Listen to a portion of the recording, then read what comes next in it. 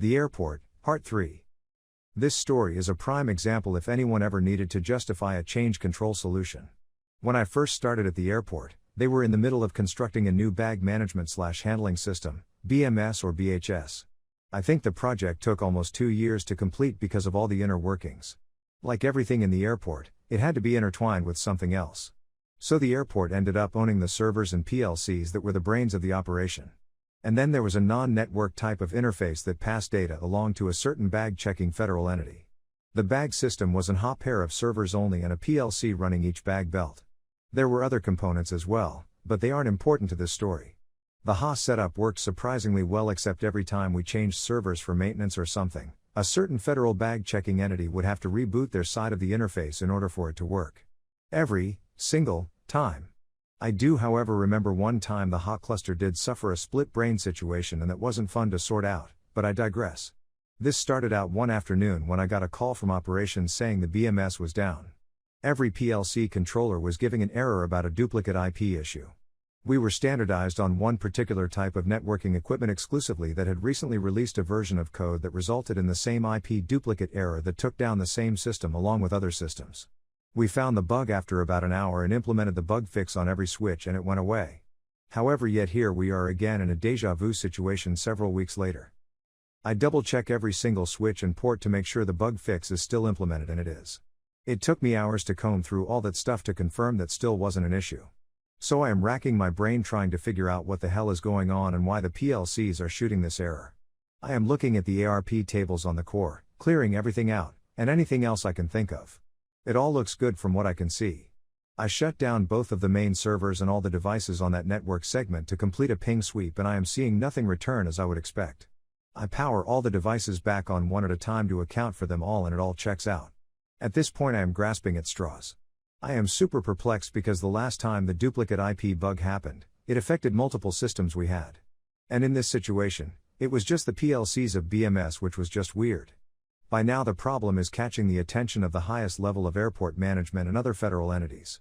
They are starting to come down to get a briefing and generally getting in the way by interrupting my thoughts. I am kind of starting to panic because I'm really starting to run out of ideas as to what could be causing this duplicate IP issue that is killing the PLCs and therefore the whole shebang.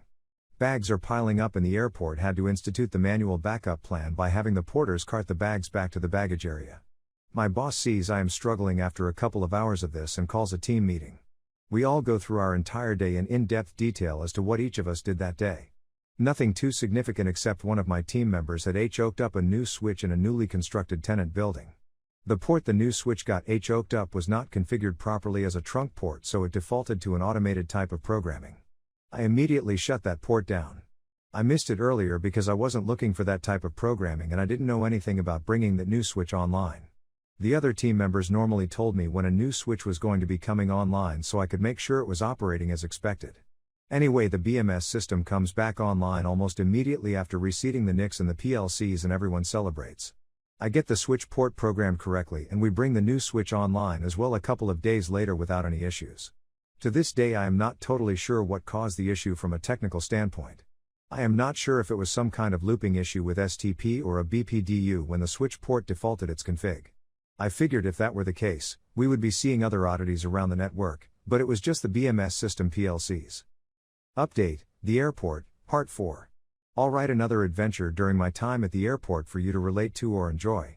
When I started at the airport all those years ago, we had a major initiative to virtualize like most places today. A few projects over a couple of years and we had a very solid, stable setup with a good backup and DR plan. We also had a very robust network on our campus where every switch had redundant connections to the cores or a redundant edge switch.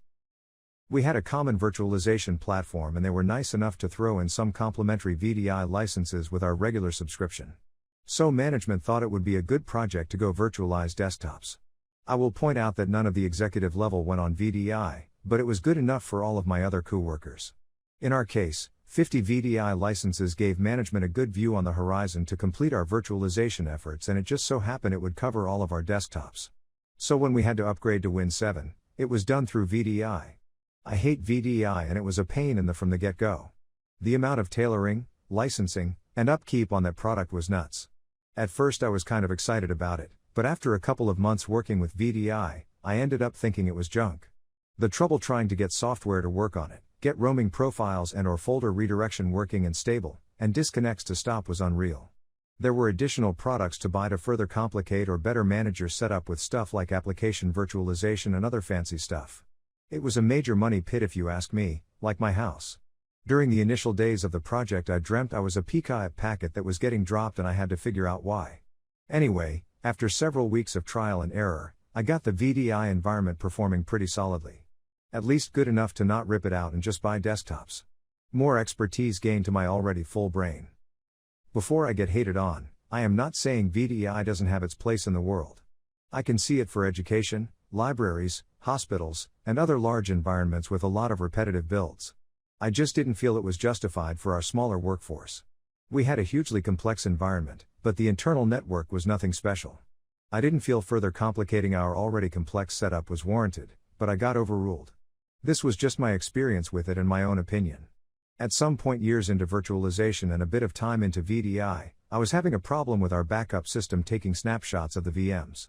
All of a sudden, it was taking a ridiculous amount of time to snapshot something that should have taken seconds. The snapshot delay caused weird latency issues that it was starting to make VMs unreachable for periods of time, causing errors with other systems. I remember a few days before I became aware of this problem, the issue corrupted the .dit file on our PDC, preventing staff from logging in. So I ended up having to defrag the DC on New Year's Day as it happened.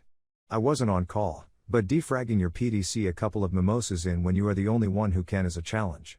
Too bad I can't put that on my resume as an example of performing under pressure. After the holiday, I did some research into the problem and I found the issue affected the build our hypervisor hosts were running and a patch had been released. I checked the release notes on the patch and didn't find any reasons for alarm, so I went ahead and applied it to our hosts. After the patching was done, I took a backup of a VM and the issue seems to be resolved. I also tested VDI connectivity and transferring VMs to different hosts without an issue. I rebuilt a couple of the VDI VMs in the pools and once again confirmed connectivity. Lessons in VDI had made me extra paranoid about it. Everything was looking good. A couple of hours later I got a call from operations about people getting disconnected from the virtual desktops on their Zero clients. Sure enough, when I went to connect to the VDI environment from my FAT client, it didn't work. Same result with a Zero client. I gave the VDI product support a call and was on the phone with them for hours and hours. I tell them the patch I applied and all that CRP. I told them it didn't list this as a known bug or anything like that. They are utterly useless. Several hours in, it was past my bedtime and I already missed dinner with my family again because of this stupid product. At this point, I told the product support engineer I was just going to upgrade the VDI environment and hope for the best. So I just hung up on the guy and got to work. Several hours later, the VDI environment is upgraded to a newer version and the pools are rebuilt with the updated parent builds. I think by this time, it was past midnight. I was able to connect to a virtual desktop via the FAT client and I am very happy about this. I was about to go home when I realized I didn't test connectivity out on a Zero client. Sure enough, the Zero client connection didn't work. After some additional research, I realize all 45 of our Zero clients need to be flashed with new firmware to support the new version of the VDI environment. At the time, I didn't have the management tool to update all of the Zero clients because it was one more thing to maintain. Luckily I had all of the Zero clients on their own network segment so I could easily identify them with a ping sweep. Fast forward a few more hours, I have all of the Zero clients flashed with the new firmware and confirmed them to be working once again.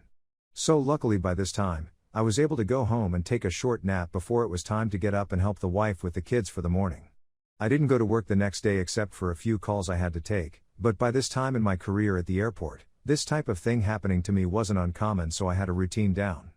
Basically I fought to stay up the rest of the day, with coffee as my ally, until the early evening after dinner, and then I would pass out for the night.